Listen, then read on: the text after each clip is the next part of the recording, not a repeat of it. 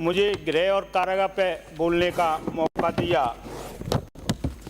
Police की वर्दी के सितारे अब भी मुझे बुलवाते हैं क्योंकि पुलिस वाले समाज को रहने लायक बनाते हैं। सभापति महोदय, भरतपुर और उत्तर प्रदेश की सीमाएं तो हमारे विपक्ष के लोग बोल रहे थे, क्योंकि माननीय मुख्यमंत्री जी भी भरतपुर से आते हैं। भरतपुर और डीग जिले के अंदर अपराध बढ़े हैं। मैं सभापति महोदय,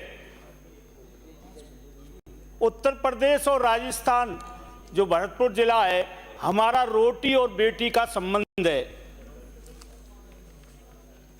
जब उत्तर प्रदेश के अंदर अन्य दलों की सरकार थी तो हम भरतपुर, डीग, अलवर यहाँ से जाते थे तो वहाँ पर अपनी रिश्तेदारियों में लूटते तो लूटते, पर कच्चा बनान से भेजते जाना पड़ता था। जब से योगी जी की सरकार आई और यहाँ पर कांग्रेस की सरकार आई, वो बदमाश हमारे डीग, भरतपुर शिफ्ट हो गए, क्योंकि यहाँ कांग्रेस की सरकार थी। ये होटलों में सरकार चला रहे थे, आपस की लड़ाई में सरकार चला रहे थे और उन बदमाशों को यहाँ मौका मिल गया और क्राइम इतने बढ़ गए। आपके जो किसान फसल बेच के जाए उसको लूट लेना, कोई पेट्रोल पंप वाला पैसे बैंक में जमा कराने जाए तो उसको लूट लेना, या कोई भी व्यापारी बैंक से पैसे निकाल के लाए उसको लूट लेना। और क्राइम इतना बढ़ गया, साइबर क्राइम इतना बढ़ गया। प्लीज सदस्य साइबर क्राइम इतना बढ़ गया, माननीय सभापति महोदय, यानी बदमाशों की कांग्रेस राज में मौज हो गई, मौज हो गई। बड़ी ऐसी सरकार आई है जो हमें इतना मौका मिला है खाने और कमाने के लिए, लूटने के लिए, लूटने के लिए। तो इस प्रकार से ये हमारे विपक्षी भाई आरोप लगा रहे हैं, आपकी सरकार आई, भ्रष्टाचार बढ़ा। पर हमारी जब सरकार आई, भारतीय जनता पार्टी की सरकार आई, माननीय भजनलाल शर्मा जी मुख्यमंत्री बने, भरतपुर डीग से चाहे साइबर क्राइम हो, उनके बुलडोजर चले। जो बदमाश थे वही पुलिस, बदमाश कांपने लग गए, बदमाश कांपने लग गए। जिस प्रकार से उत्तर प्रदेश में टांगों में गोली लगाई दी जाती है, इसी प्रकार भरतपुर के अंदर ना तो कोई गोली कांड हो रहा है, ना तो कोई भूमाफिया और ना कोई अपराध हो रहा है, क्योंकि आपकी सरकार में ही अपराध बढ़े थे, अपराध बढ़े थे। उन अपराधियों ने, जो अपराधी थे, उन्होंने सोच लिया ये सरकार तो होटलों में मौज कर रही है, आपस की लड़ाई लड़ रही है। अभी हम पे भ्रष्टाचार का आरोप लगा रहे थे आपके पुलिस वाले, धारीवाल जी कह रहे थे, शब्द बोल रहे थे, फोन बात कर लो।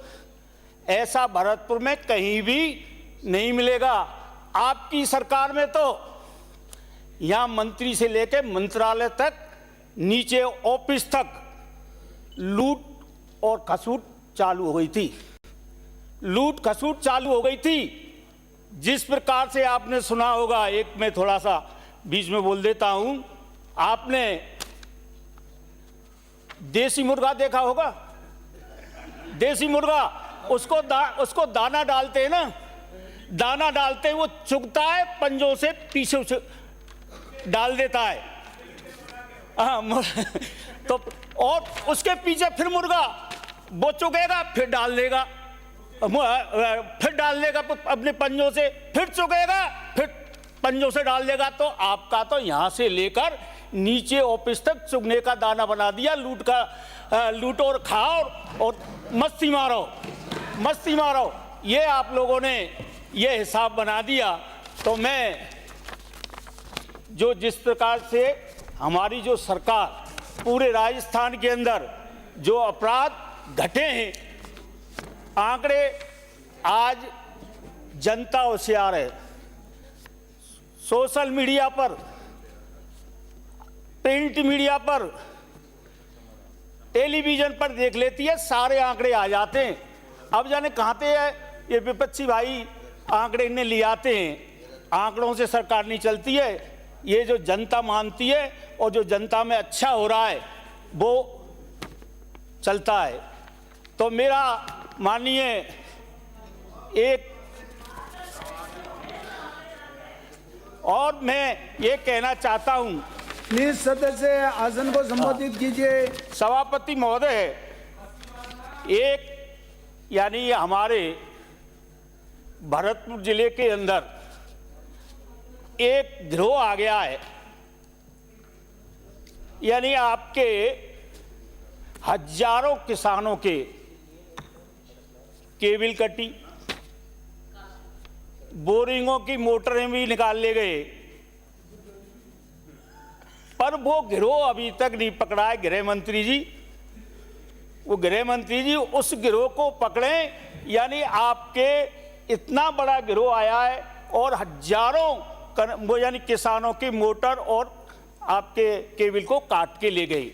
एक समस्या और आती है किसानों के बीच में, उनका जो ट्रांसफार्मर चोरी हो जाता है तो वो थानेदार कहता है, क्योंकि रिपोर्ट नहीं लेता है, और रिपोर्ट थानेदार उसकी लेता है जहां कुछ मिलता है उसको, और वो खाली एफआईआर लॉन्च करनी पड़ती है, क्योंकि उसको एफआईआर होने पर ही ट्रांसफार्मर विभाग देता है। तो इस पे भी गृह मंत्री जी थोड़ा सा ध्यान देने की आवश्यकता है।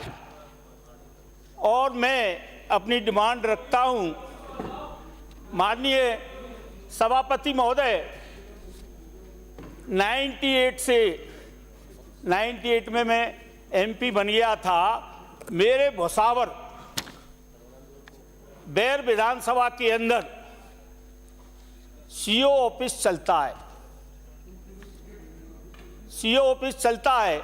तो वहां पर हमारे यानी पूर्व मुख्यमंत्री थे माननीय, केंद्रीय मंत्री भी रहे, महामहिम राज्यपाल भी रहे, उनके जगह में अब तक किराए पे चल रहा है। उन्होंने सरकार भी आई, हमारी वसुंधरा जी की सब सरकार आई थी, जब जगह अलॉट हो गई और उसके बाद में कांग्रेस सरकार ने उसको बजट अलॉट नहीं किया, तो वो सीओ ऑफिस मेन रोड पे आ जाए तो ये काफ़ी पुलिस को भी सहूलियत होगी और आम जन को भी फायदा मिलेगा। ऐसे ही अभी भरतपुर के अंदर एक घटना घटी थी, सारे चौराहे पे एक चौकी है और चौकी में ट्रक घुस गया। ट्रक घुस गया तो ट्रक घुसने के बाद में वहां में कोई पुलिस वाला तो नहीं था, कोई ऐसी घटना नहीं घटी। ऐसे ही खेलनी मोड़ पर मेरे बैर विधानसभा में पहले चौकी चलती थी, छोटी थी, 1-2 कमरे थे, आज वो थाना बन गया है पूरा हाईवे पे। और हाईवे पे बनने के कारण किसी दिन वो भी यहाँ घटना हो जाएगी, कोई ट्रक या ट्रोला उसके अंदर घुस जाएगा, तो यानी वो उसके लिए जगह अलॉट करके यानी ये आपके थाने की बिल्डिंग बनाई जाए। समाप्त कीजिए। ये थोड़ा सा और है मेरा माननीय साहब, थोड़ा सा और है 1 मिनट पे इस खाली। और मेरे हलेना थाने पर, मेरे बैर विधानसभा में, वहां पर ना तो थानेदार के लिए ना स्टाफ के लिए जो पुरानी बिल्डिंग थी वो छत गिर चुकी हैं, बिल्कुल टूट गई हैं, तंबू डालकर रहते हैं, तो वहां भी श्री गणेश जी उसका बोल वजह- रहा। अरे माननीय हाँ, सभापति जी, समाप्त कीजिए। माननीय चलो एक सभापति लास्ट का महोदय, शेर बोल देता हूं। मुझे मांग संख्या 18 और माननीय- मांग संख्या 19 गृह एवं कारागार माननीय सभापति बोलने का मौका महोदय, दिया। एक शेर बोल देता उसके हूं। लिए आपका पुलिस बहुत बहुत वालों की धन्यवाद। जिंदगी, पुलिस माननीय वालों की जिंदगी का भी सभापति अजब महोदय, फसाना है, तीर अंकित भी नहीं चलाना है होगा। और परिंदे को